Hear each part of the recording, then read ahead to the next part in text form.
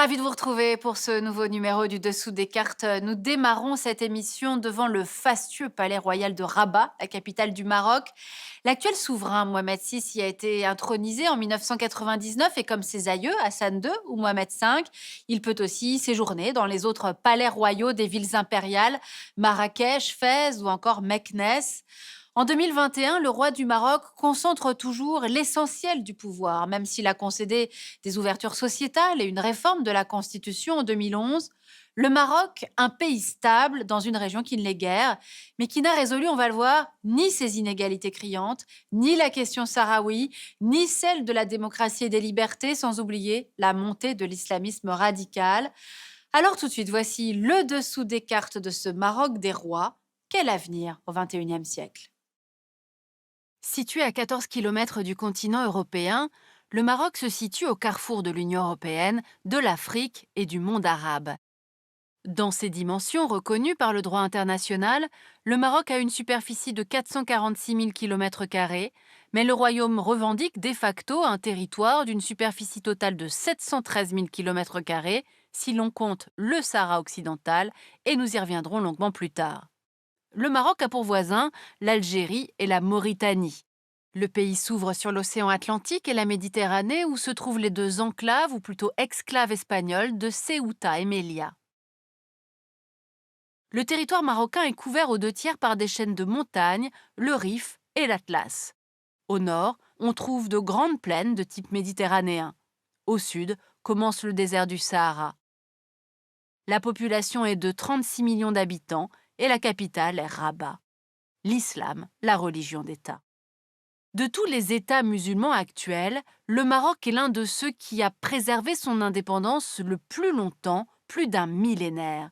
Ses origines remontent à l'an 789, lorsqu'un prince arabe, Idriss Ier, descendant de Mahomet, fonde à Fès la dynastie idrisside avec le soutien des tribus berbères locales. Dès le XIe siècle, des Berbères justement, les Almoravides puis les Almohades, arrivent à unifier au nom du djihad un vaste territoire à cheval entre l'Afrique et la péninsule ibérique. Mais en 1212, la bataille de Las Navas de Tolosa marque une étape décisive dans la reconquête chrétienne de la péninsule ibérique. Par la suite, les dynasties marocaines n'auront de cesse de repousser l'expansion chrétienne des côtes du Maghreb. Résultat, au XVIIe siècle, la dynastie alaouite règne sans partage sur un empire indépendant, l'empire chérifien, qui signifie descendant du prophète. À sa tête, le célèbre sultan Moulay Ismaïl instaure un système politique qui repose sur les grandes familles arabo-andalouses et sur l'aristocratie religieuse. Mais au XXe siècle, fin de l'indépendance. En 1912, en effet, le Maroc devient un protectorat français et espagnol, sous une forme singulière, et l'on va voir pourquoi. Résident général de France auprès du sultan de l'époque Moulay Youssef, le maréchal Lyautey gouverne avec le souci de construire un Maroc moderne en respectant les institutions du sultanat chérifien. Cette articulation entre ancien et moderne, entre empire et État-nation, va conférer au Maroc une singularité qui sera cultivée par la monarchie et par les élites du pays. Mais en 1930, Paris tente de soustraire les tribus berbères à l'autorité du sultan. C'est alors le début d'une poussée nationaliste qui ne cessera qu'à l'indépendance du Maroc en 1956. Le sultan devient le roi, sous le nom de Mohamed V, aujourd'hui considéré comme le père du Maroc moderne. L'indépendance du Maroc, qui fut elle aussi singulière dans ses modalités, une indépendance négociée avec la France, ce qui évita sans doute la violence que connut l'Algérie voisine. Autre particularité, le Maroc indépendant ne partage ni l'option socialiste de ses voisins, ni leur anti-impérialisme, ni leur panarabisme ou encore leur système de parti unique. Ce Maroc indépendant et singulier, il va très vite, vous allez voir, se trouver à l'étroit dans ses frontières. En effet, le Maroc remet en cause les frontières imposées par le colonisateur français. En 1958, le Parti de l'indépendance, l'Istiklal, publie cette carte du Grand Maroc qui revendique des territoires qui en auraient fait partie historiquement, une carte reprise ensuite par Mohamed V. Deux guerres devaient naître de ces prétentions marocaines. D'abord en 1963, un conflit sur le tracé des frontières oppose le Maroc à l'Algérie, indépendante depuis peu. Cette guerre des sables s'achèvera finalement sur un statu quo. L'autre désaccord post-colonial est celui du Sahara occidental, l'un des sujets les plus sensibles au Maroc. Voyons pourquoi. La conquête de cette colonie espagnole est pour le successeur de Mohamed V, Hassan II, un enjeu politique. Dès lors, en 1975, au départ des Espagnols de leur colonie, Hassan II lance la fameuse Marche verte. Ces hommes pénètrent au Sahara espagnol et le territoire est alors partagé entre le Maroc et la Mauritanie. La guerre éclate, le Maroc et la Mauritanie font face au mouvement indépendantiste sahraoui du Front Polisario, mouvement soutenu par l'Algérie. Depuis le cessez-le-feu de 1991 et en l'absence à ce jour de référendum d'autodétermination, l'ONU considère toujours le Sahara occidental comme territoire non autonome, non décolonisé. Le Maroc occupe de facto 80% du territoire, alors que le Front Polisario contrôle le reste, toujours soutenu par l'Algérie. Mais revenons à Hassan II, ce monarque qui a marqué l'histoire du Maroc contemporain. S'inscrivant dans la tradition de la dynastie alaouite, Hassan II, à la fois commandeur des croyants et chef politique, gouverne en affichant une modernité tout en puisant dans les formes traditionnelles du pouvoir.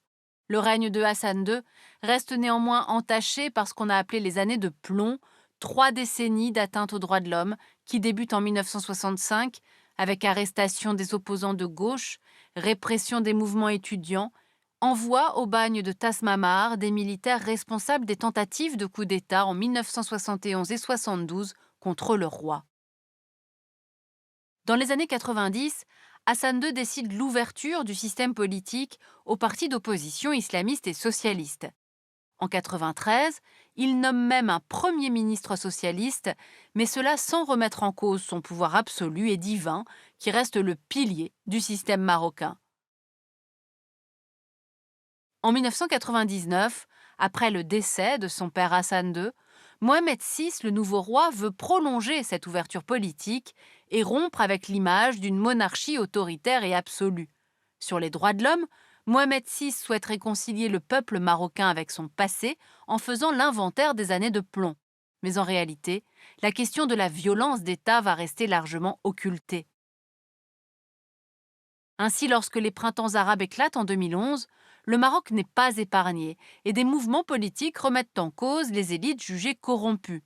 Mohamed VI réussit à étouffer la contestation en modifiant la constitution, qui laisse penser à un rééquilibrage des pouvoirs, mais il n'en est rien. Le roi reste le seul véritable maître du pays.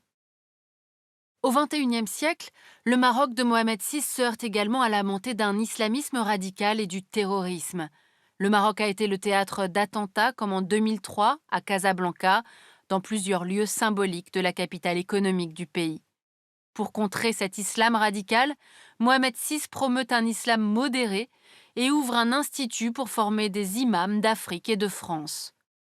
Bénéficiant de cette forme d'immunité monarchique si particulière, Mohamed VI parvient donc à préserver l'essentiel de son pouvoir politique et à demeurer le chef religieux incontestable, et ce, malgré des absences répétées qui alimentent toutes sortes de rumeurs.